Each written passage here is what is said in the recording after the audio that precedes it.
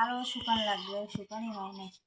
এক রোদে দিছি। এ দেখেন গাবলা ভর্তি আটা, এগুলো চাইলের আটা। আমার মেয়ে আসবে, বড় মেয়ে। অনেক খুশি ছিলাম, বলছিলাম আম্মু আমি বেড়াইতে যাব, যেহেতু টানা কদিন ছুটি আছে। তা আমি বললাম ঠিক আছে, তা আসো। তা সেই কারণে বেশি শীতের সময় আসবে, একটু পিঠা খাওয়ানো লাগবে। দেখেন এখানে আটা কিন্তু করে আনে রাখছি, রোদে তার আগেই শুকিয়ে রাখতেছি। তা এখন হঠাৎ করে কালকে রাত্রে ফোন দিয়ে বলতেছে যে টিকিটই পাচ্ছে না, তাও পাচ্ছে একবারে লাস্টের সিটে। তা মেয়ে মানুষ এত লাস্টের সিটে তো আর বসে আসা যাবে না। কিন্তু ওই কথা শুনে আমার খুবই মনটা খারাপ যে আসতে পারবে কি পারবে না। সারা রাত ধরতে গেলে আমি ঘুমই আসে না আমার।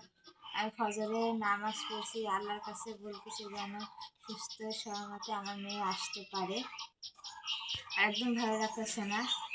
তাই এই মাত্র মনে করেন যে ফোন দিল, ফোন দিয়ে বলতেছে টিকিট কাটছে, টিকিট পাইছে, কিন্তু যা ভাড়া দিয়ে আমরা আসি তার ডাবল ভাড়া, মানে 3 গুণ ভাড়া, এতই ভাড়া বেশি।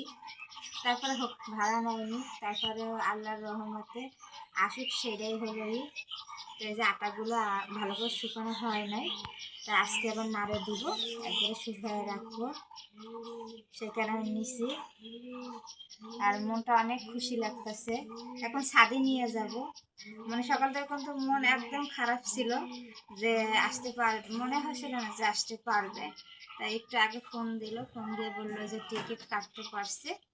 তাই এখন আল্লাহর রহমত একটু ভালোই লাগতেছে, অনেক খুশি লাগতেছে যে দীর্ঘ মনে করেন যে 4 বছর পর মেয়েকে দেখতে পারবো, সেখানে অনেক ভালো লাগতেছে। আপনারাও দেখেন আমার মেয়েকে। এই করলাম, এখন আটাগুলো নিয়ে যাব।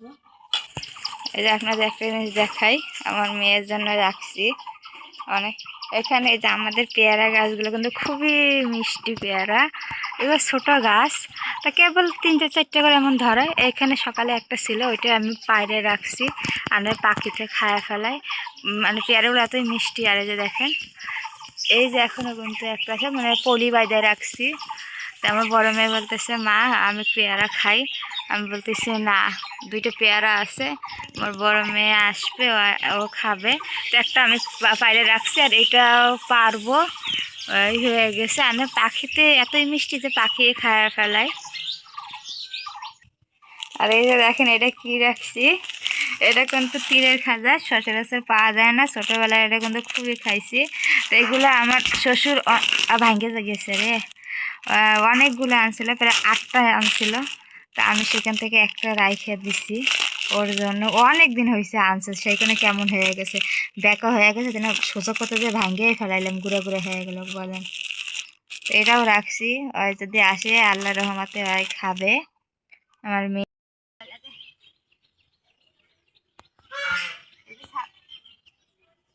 নাড়ে দিই, তারপরে বাসায় যাবো।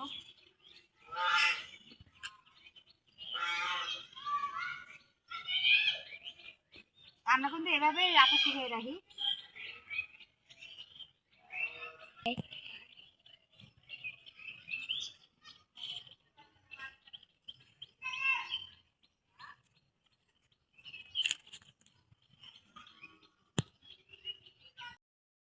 এখানে সিমের তরকারি রেডি করে নিছি, সিম সরিষা এগুলা ভাজি করব, রাত্রের তরকারি এটা। আর এখানে মাছ এই ভিজিয়ে রাখছি, মাছগুলো তেলে ভাজে রাখবো, কালকে সকালে ভুনা করব। কারণ আমার মেয়ে, বড় মেয়ে তরকারি দিয়ে রান্না তেমন ওর ভালো লাগে না, তাই মাছটা ভুনা করব। ভুনা মাছ ওর অনেক ভালো লাগে, সেই কারণে সকালে তো আর মাছ বরফ ছাড়তে চায় না, সেই কারণে এখন বাইর করে রাখছি, ভাইজে থুয়ে দেবো, সকালবেলা খালি ভুনা করলেই হবে।